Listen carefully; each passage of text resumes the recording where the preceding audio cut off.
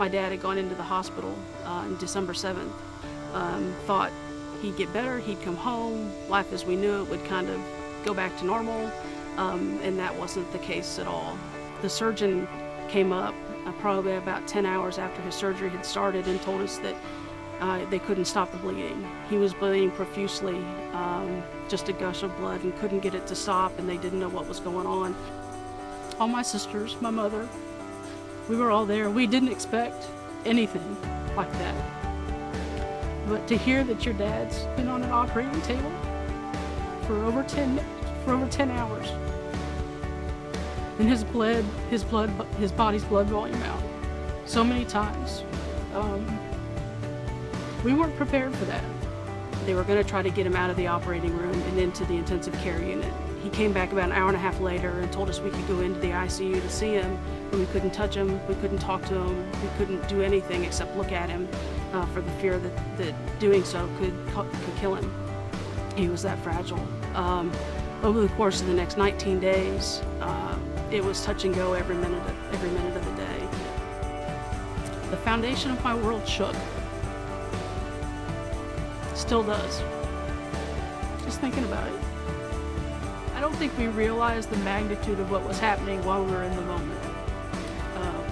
I think what we did as a family, because I couldn't have gotten through that on my own. And I think without the support of my family, my sisters and my mother, those 19 days would have been much more difficult than they already were. Never thought in my wildest dreams something like that would have ever occurred, but it did.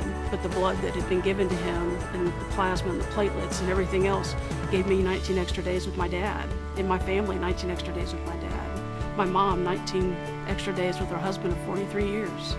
You can't put a price tag on that. The blood that my dad received gave us time with him we wouldn't have otherwise had.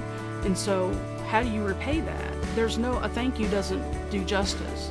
And so we wanted to repay that by doing the blood drive, and bringing people in that could donate blood, that could give someone the gift of life as well.